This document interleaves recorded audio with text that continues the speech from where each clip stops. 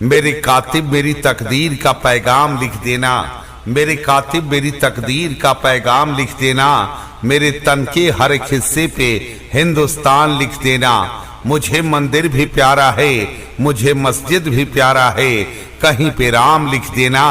कहीं रहमान लिख देना। समाज को एकता के सूत्र में पिरोकर आगे बढ़ने में भरोसा और विश्वास। स्नेहलता देवी जिंदाबाद जिंदाबाद जिंदाबाद, स्नेहलता देवी जिंदाबाद जिंदाबाद जिंदाबाद, सलेट छाप जिंदाबाद जिंदाबाद जिंदाबाद, भरत राम जिंदाबाद जिंदाबाद जिंदाबाद, शत्रुघ्न राम जिंदाबाद जिंदाबाद जिंदाबाद, मनोज राम जिंदाबाद जिंदाबाद जिंदाबाद, क्रांति राम जिंदाबाद जिंदाबाद, हमारी एकता जिंदाबाद जिंदाबाद जिंदाबाद, सलेट छाप जिंदाबाद जिंदाबाद जिंदाबाद, स्नेहलता देवी जिंदाबाद जिंदाबाद जिंदाबाद, जिला परिषद एम की बनई है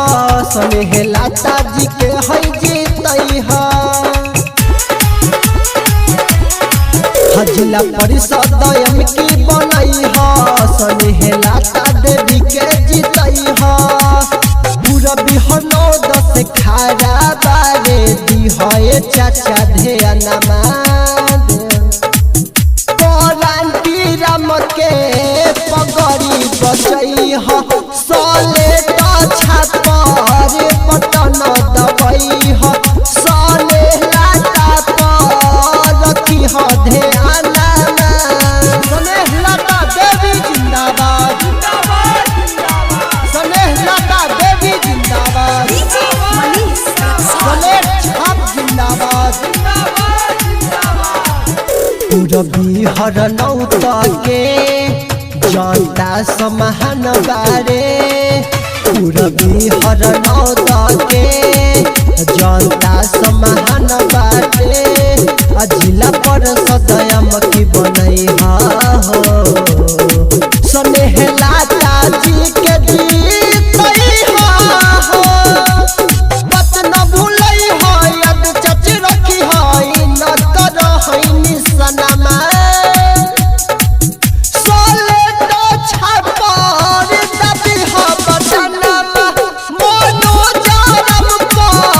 रखी है ध्यानमा सलेट छापर दबी है बटनमा। भरत राम जिंदाबाद शत्रुघ्न राम जिंदाबाद मनोज राम जिंदाबाद